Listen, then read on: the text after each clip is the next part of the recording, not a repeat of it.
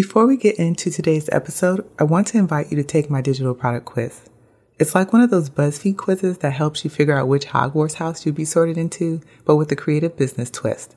Discover which digital product is the perfect match for your experience, knowledge, or unique skills in less than 2 minutes. It's quick, easy, and you'll receive a list of my favorite product creation resources. If you're curious about which digital product you'll be paired up with, you can take the quiz over at pimpyourbrilliance.com/quiz.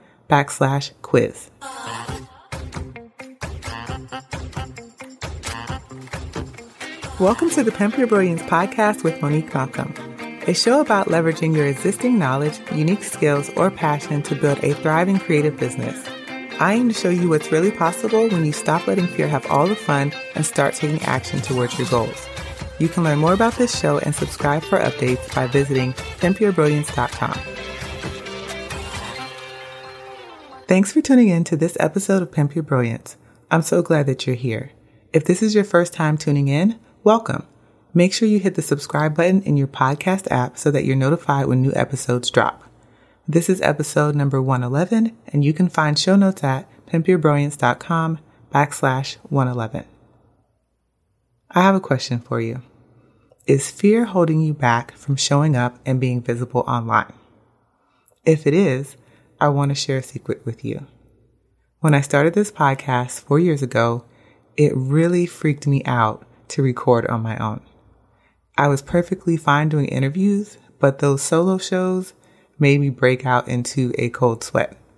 I mean, I would procrastinate and wait to the very, very last minute to record them. I was really, really freaked out.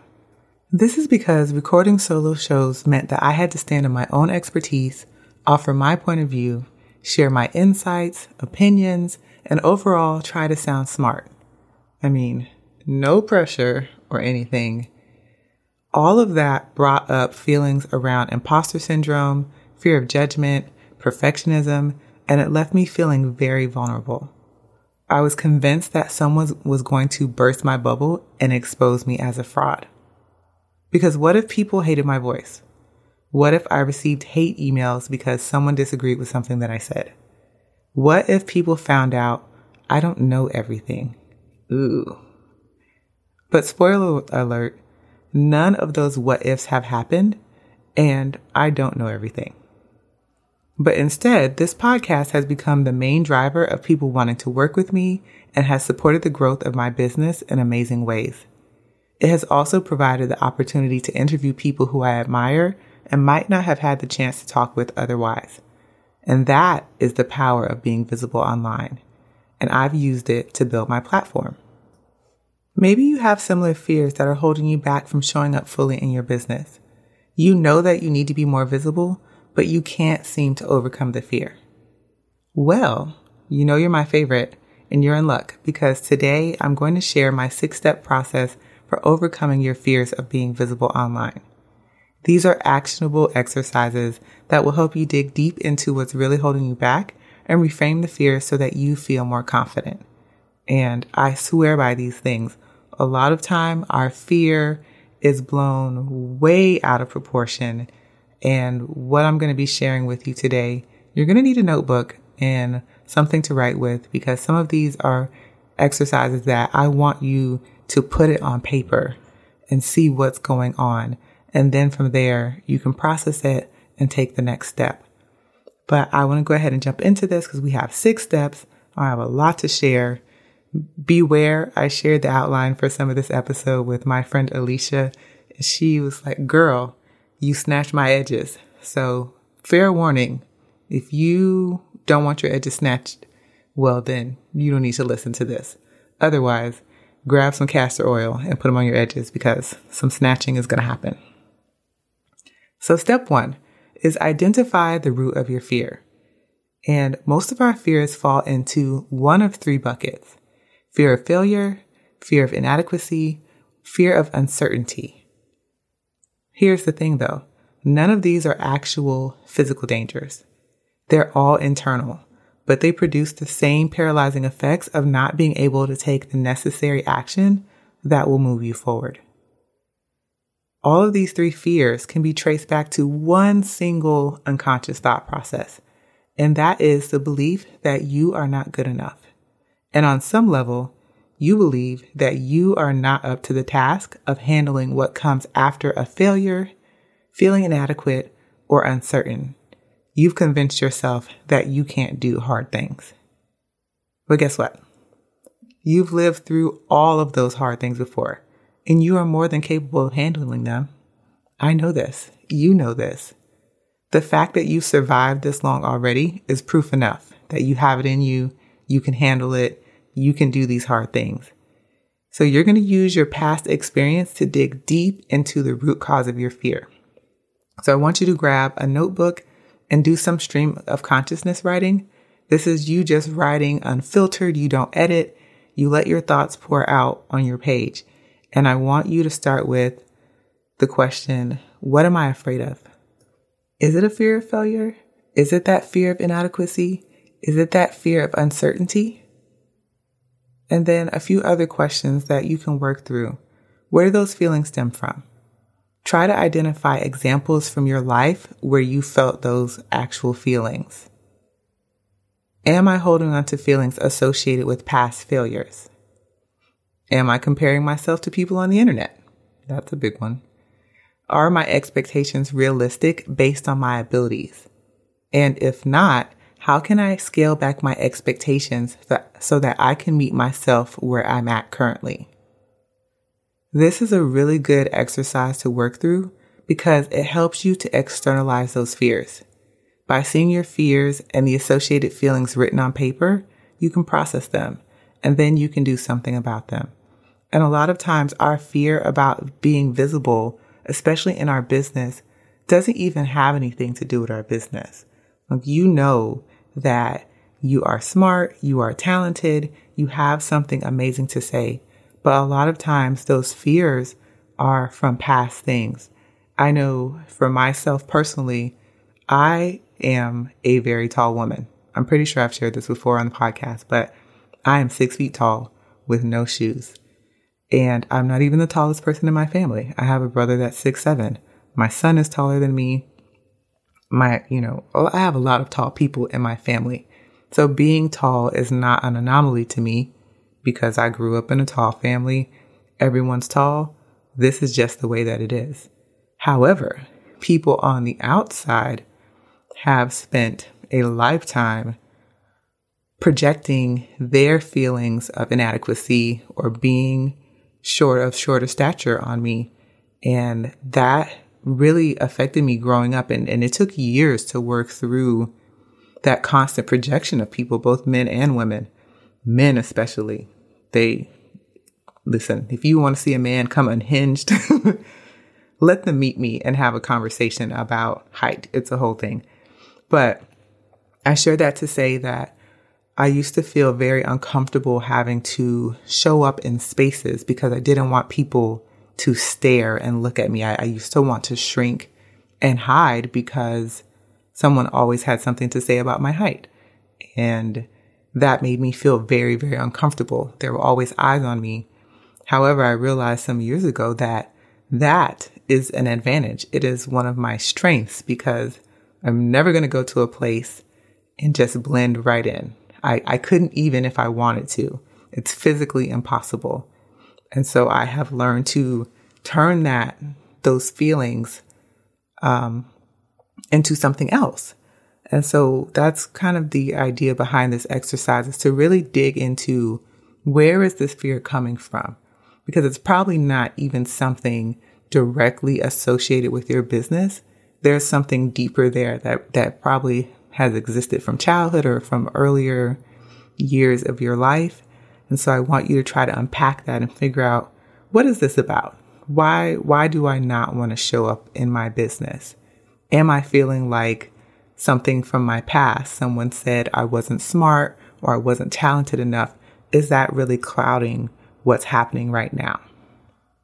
So that is step 1. Step number 2, get real about what not being visible is costing you. And this, my friends, is where I'm going to have to snatch a few edges. So hold on to them. Have you ever thought about what is actually at stake when you let fear run the show? We tend to believe that by shrinking ourselves and not taking up space, that no harm is being done. But that's not true.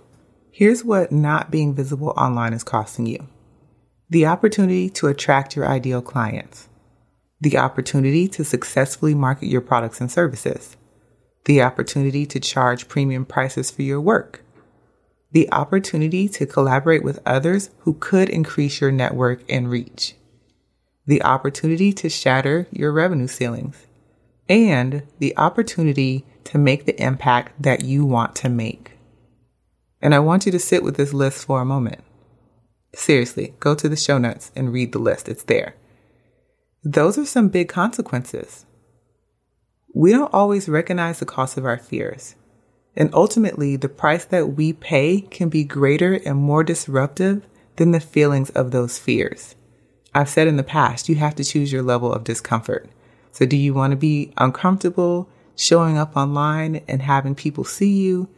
Or do you want to feel uncomfortable knowing that you could be doing so much more and your business could be so much better? Either way, you're uncomfortable, but you have to choose your level of discomfort. Shrinking yourself and minimizing your gifts because of fear has a much larger price tag attached to it than you have even imagined. And then the thing about visibility is there's a compounding effect. Those who are most visible don't have to work as hard to expand their visibility. They already have the attention of their audience and a network. This is why you see them mentioned in every conversation and every opportunity related to their niche. If you notice, it's the same names, the same people all the time, the same people in the summits, the same people in all the news articles. It's the same people. It's going to take more work and effort for you to achieve those same results because you're not as well known yet. And that's why it's very important for you to work out your hangups now and start working to increase your visibility sooner rather than later. You don't have time to waste. So think about it. What is your lack of visibility costing you? I already gave you a list of things. You may want to come up with your own, but again, write this down. See it on paper. Step number 3, write down the worst case scenario. Our fears are great at playing up excuses, distorting the truth, and blowing our feelings out of proportion. Most of the time, things are not as bad as we think they are or have made them out to be. What excuses are holding you back from getting visible? What would be the worst case scenario of you increasing your visibility? I want you to write that down. And here's an example. Let's say you wanted to start a weekly live video series. What is the worst thing that could happen? It would probably be that no one showed up to watch your live stream. And while that is possible, you'd live. You could go back to your planning board and you could make a plan for attracting viewers. Then the next time you decide to go live, you'd be armed with that knowledge of what didn't work so that you wouldn't repeat that same mistake. Taking it one step further, you can think of a few ways that you could minimize the likelihood of the worst case scenario happening. You already have a list of possible negative outcomes. You made them up in your mind. What things could you do to lessen the possibility of them actually happening? Going back to our example of starting a live video series, you could promote the series ahead of time and suggest that people sign up for notifications. You could also ask a few of your personal cheerleaders to show up for more support the first few times that you decided to go live. When you look at it from this perspective, the worst case scenario isn't actually that bad. It's pretty manageable. And if you're feeling extra saucy, try writing a list of the best case scenario. Because why does the worst case scenario need to have so much emphasis and so much brain power? What would be the best case scenario of you showing up in your business? What would that look like? Make a list of those things. Step number 4, lean on your strengths. Stack the deck in your favor by figuring out which ways you like to show up and engage. There are many ways to boost your visibility online, and you don't have to participate in all of them. So where is it that you feel that you really shine? What are you already confident doing? Find ways to lean on those strengths and build them into your plan for increasing your visibility. If you're great at writing, pitch yourself for guest writing opportunities on larger platforms. If you're great at speaking, pitch yourself to speak at events, both live and virtual, or on podcasts.